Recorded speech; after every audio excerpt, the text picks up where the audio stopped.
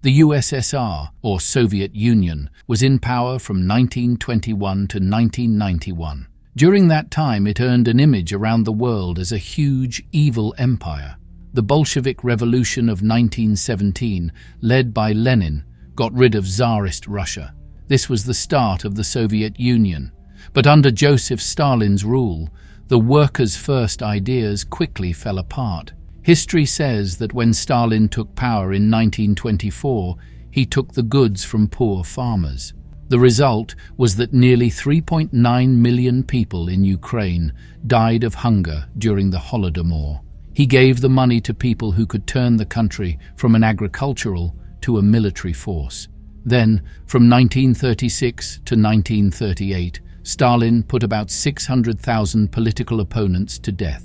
Following World War II, there was the Cold War between the USSR and the U.S.A., which began in 1946 and ended when the U.S.S.R. broke up in 1991, as National Geographic explains. The Cold War not only gave us a lot of Hollywood villains, but it also ruined the way people in the West thought about Russia, right down to words like socialism. In the fields of science, technology, and the military, the Soviet Union worked hard to stay ahead. History says that they made their own atomic bomb in 1949, 4 years after the US did. In 1957, they put the first satellite into orbit. In 1961, they sent the first person into space, Yuri Gagarin. But what about other science advances? They used tests that ranged from being completely silly to being horribly cruel. Decapitated dogs, Frankenstein to life. Please be aware that from now on, Soviet experts did some very disturbing things. There is no shame in having to leave or in having to laugh in the darkest, most tragically funny ways just to deal. This is especially true since many of the Soviet Union's bad studies involved animals, mostly dogs. We thought that dogs would be the easiest to kill because they were always loving their humans' best friends. First up are machines with cut-off dog heads connected to them. These machines are full of valves, tubes, meters, electric wires, and other things. Yes, this sounds a lot less like science paid for by the government and a lot more like the carefully planned daydreams of someone who wants to become a serial killer. What on earth could the point of this so-called study be? According to the Courier Mail, it at least gave doctors information that was used during open-heart surgery. At most, it was a way to look into how to bring to life people who were thought to be dead. In the 1940 film Experiments in the Revival of Organisms, Sergei Brukhonenko and Boris Levinskovsky, two researchers, showed off their Dr. Frankenstein-like method for bringing dead things back to life. They took out the dog's hearts and lungs and hooked them up to an outside machine called an autojector to keep the hearts moving and the lungs pumping air. After 10 minutes, they put the machine back together with the dogs' heads that had been cut off. This made the dogs seem aware while their bodies were still hurting for several minutes. According to interesting engineering, the dogs licked their lips, blinked, and moved their ears. Cerberus, one head less. According to Courier Mail, Vladimir Demikov, a Soviet surgeon and professor, would cut off puppies' heads, necks, and sometimes legs and put them on the bodies of other bigger dogs that were still alive. He then connected the dog's blood vessels so that the smaller dog could get food from the bigger dog's vessels, making the smaller dog look like a horrible parasitic twin. During the Cold War, Demikov worked in East Germany and used this method to make about 20 double dog sculptures. In just a few days, most of these poor hurt animals died because their bodies rejected the tissue from the smaller dog, thinking it was an unsuitable transplant. An American Heart Association report says that immunosuppressants weren't used until the late 1950s. Because of this, Demikov couldn't stop the host dog's immune system from attacking the smaller dog's tissue. Most of the dogs died within days, but one pair lived for a month. Both dogs could move around on their own, as much as they could, while they were still living. The little dog still ate and drank water, but since it didn't have a gut, The food and water just fell out of a tube and onto the floor. As is sometimes the case, websites like Interesting Engineering try to defend these kinds of studies by saying that they helped medicine, in this case by teaching us more about organ transplants. But it begs the question, does a species that hurts life in this way deserve to live forever? Wholesale dog slaughter via nerve gas. Now we'll talk about the last Soviet experiment with torturing dogs, but not the last one with torturing animals. This time, there isn't a goal that is supposed to help people like heart surgery or organ donations. The plan, which came true in the 1970s and 1980s, was to make a group of nerve agents called Novichok, which comes from the Russian word for newcomer. According to the BBC, Novichok didn't even exist until Dr. Vil Mirzayanov made a secret trip to the US in the 1990s and brought Novichok's chemical formula with him. It turned out that Novichok were fourth-generation nerve weapons made as part of a program called Foliant. People put hundreds or even thousands of dogs in cages and made them walk on small treadmills while wearing gas masks on their faces. This was done to test Novichok. Courier Mail says that the tests happened at the Chemical Research Institute, which had a nice name but was closed down when the Soviet Union fell apart in 1992. No one knows how long the tests went on for. Novichok was given to the dogs to test the nerve agent's effects, which in humans include seizures, coma, nausea and vomiting, heavy sweating, shortness of breath, and finally death. News Corp Australia reported that Novichok was used in a terrorist attack in the UK in 2018 that sent 21 people to the hospital. The people who were after Sergei Skripal and his daughter Yulia were Russian double agents. Prime Minister Theresa May at the time said Russia was behind the attack, but Vladimir Putin denied it, which may not have come as a surprise. Human plus chimpanzee equals human Z. Another person from the island of Dr. Moreau has been added to our list of Soviet-era environmental disasters, just in case you thought things couldn't get any worse. The human Z does a lot of things that are morally wrong. It tortures animals, violates human rights, disrespects life, interspecies impregnation, you name it. This post really is what it sounds like. We're sorry. In the 1920s, Soviet biologist Dr. Ilya Ivanovich Ivanov intentionally sex-mated a female chimpanzee with human sperm to create a human Z, as reported by Courier News. What is the goal? It is said by News Corp Australia that Ivanov wanted to make a Soviet super soldier. We don't understand why he thought he could make the Red Guardian, the Soviet Captain America, instead of a hairy fighter who couldn't be trained.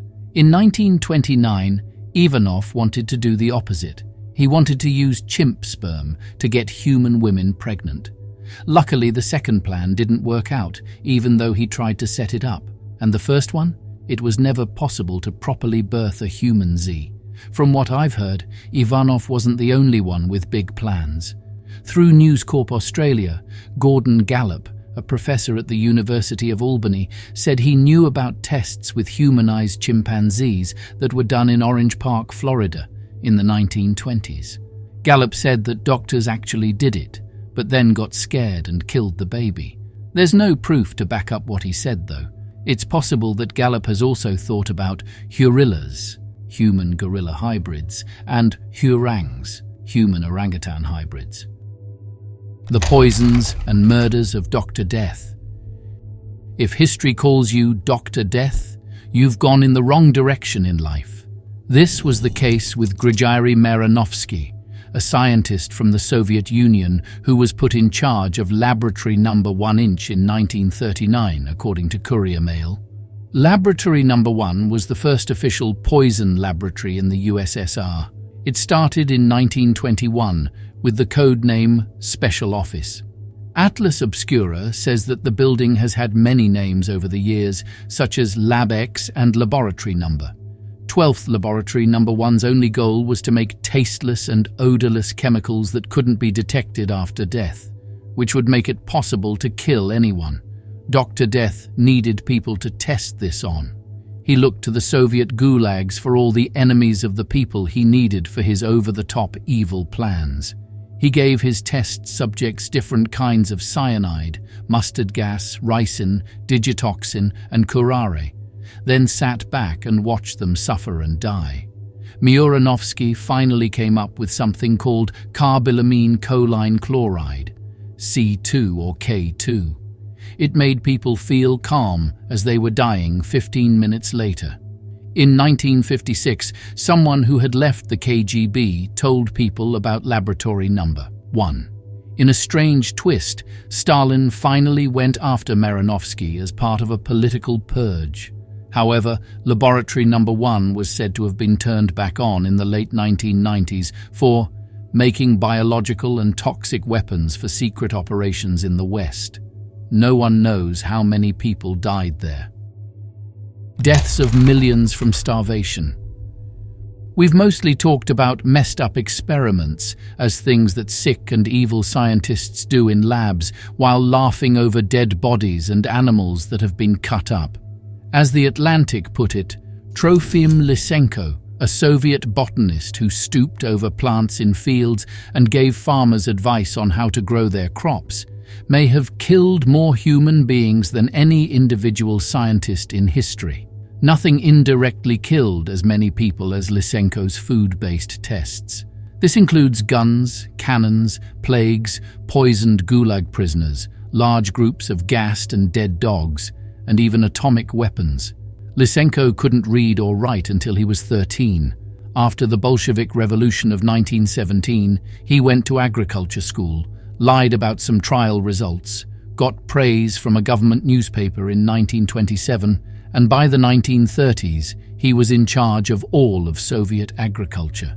People and the government of the Soviet Union praised him for being honest and not very smart. They called him the barefoot scientist. Lysenko, on the other hand, didn't think genes existed and thought that knowing about them would be reactionary and evil. Farmers were not allowed to use pesticides or fertilizers, and he explained a new way to plant seeds based on the law of the life of species, which says that different types of plants shouldn't compete with each other, just like communist farmers shouldn't. Because Lysenko did experiments in real life, 30 million people died of hunger in the end. People were reduced to eating tree bark and bird droppings and the occasional family member. Feeding on the blood of the young. Vampirism that is legalized by the government might not seem like one of the less scary things on this list. It's strange, though, because it only affected one person, Alexander Bogdanov, who was in charge of the project. In contrast to Dr. Death, Bogdanov wasn't a secret, evil chemist. What Gizmodo says is that he was a well-known researcher and, of all things, science fiction writer in the early 1920s, before Stalin took over the Soviet Union. He lived through the Bolshevik Revolution in 1917 and wrote about utopias run by machines that gave people more freedom of work and free time in his fiction. Bogdanov, on the other hand, thought that drinking young blood would keep him from getting old. We're not talking about Elizabeth Bathory Dexed's levels of cruelty. If you need a reminder, she was a Hungarian noblewoman who abused and killed hundreds of girls ages 10 to 14 so she could drink and bathe in their blood. Thankfully, unlike Bathory, Bogdanov only took people who wanted to take part. According to Open Mind BBVA, he tried to live forever by transfusing the blood of 11 people straight into himself. As a result, he performed some of the first successful blood transfusions in history. During the 1930s, Soviet surgeon Sergei Yudin would carry the torch toward useful medical goals.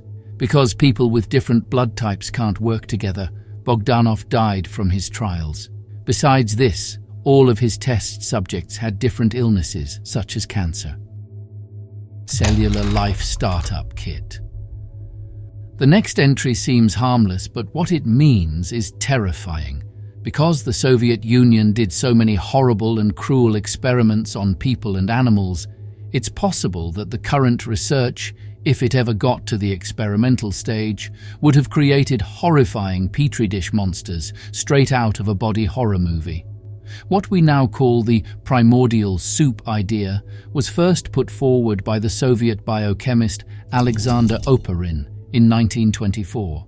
There is no fundamental difference between a living organism and lifeless matter, Oparin thought, according to physics of the universe. He also explained how the right mix of organic chemicals created the first membraned cells in the oceans of Earth's past. Oparin tried to change one of the most basic ideas in biological life by going backwards from Darwin's theory of natural selection. Life comes from life. Oparin made fake cells that could hold enzymes. He basically wanted to use non-living things to make a starter kit for life.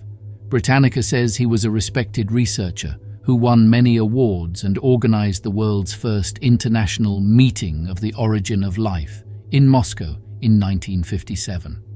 He became a biochemistry teacher at Moscow State University in 1927. Even though he died without taking his study to the next, most logical step toward making living things, Olga Lepeshinskaya picked up the ball and said that dead cells made matter that could be used to make a vital substance that could be used to make new life. Open Mind BBVA says that she was later shown to be a fake. Psychic tests using tortured kittens. Animal abuse and spying were two of the Soviet Union's favorite things to do, so let's get back to the gross and silly. For some reason, this time the spying has a X-Files feel to it. According to a 1977 story in the New York Times, August Stern, a Soviet expat, worked in a secret Siberian laboratory looking into psi particles, which are made-up physical particles that can give people supernatural abilities. While we're not saying that psi particles sound a lot like George Lucas' midi-chlorians from the Star Wars prequels, it's possible that Lucas read this piece back in the day. The New York Times says that the Soviets looked into 4 separate psychic abilities: ESP, extrasensory perception, telepathy, telekinesis, and vision. The 60 researchers Stern put together came from all over Russia, and they were given virtually unlimited funds to find out the truth about the supernatural. The Guardian says that the CIA did the same thing around the same time. Scientific American says that this kind of study began in the USSR in the 1920s. On its own, this might sound crazy, not scary. But in order to test their ideas, Soviet experts did cruel and silly things. To see what the mothers 3 floors above would do, they shocked the kittens that were just born. To see if the mother rabbit could psychically feel it, they put wires in her brain, took her babies to a submarine, and killed each one by one. They used frog eyes to test optical waves and put monkeys in strong magnetic fields, among other things. Abandonment of defective children. The last thing we'll talk about isn't a single experiment. It's a broad experiment with different ways to teach kids. Professor of history Lorraine de la Faye at Florida International University says that the new Soviet state wanted to train its young people in work, collectivity, and modernity. New literature, fiction, non-fiction, children's journals, school curricula, and activities were used as propaganda to keep Comrade Child in line. The U.S.S.R. used their growing field of child science to use whole generations of people as test subjects, as the magazine History of Education explains. A big goal in the 1920s and 1930s was to make everything the same. People with faults of character like being low-achieving, troublesome, or nervous were put next to people with defects like being blind. Along with them were people who actually had mental illnesses and different levels of mental disabilities. By 1936, there was a whole field of study called defectology in the USSR. Children who were imperfect were sent to sanatoriums away from children who weren't. There were also orphans on this list. The Atlantic talks about what happens when these kinds of things happen, using Romania as an example. According to Britannica, Romania was ruled by the USSR from 1945 to 1989, and it looked a lot like the Soviet Union, right down to its communist leader, Nicolae Ceausescu. When Ceausescu took power in 1990, a network of child gulags held 170,000 abandoned babies, kids and teens. This was because of the Soviet government's policy of defectology. We hope you liked this video. Watch another video here.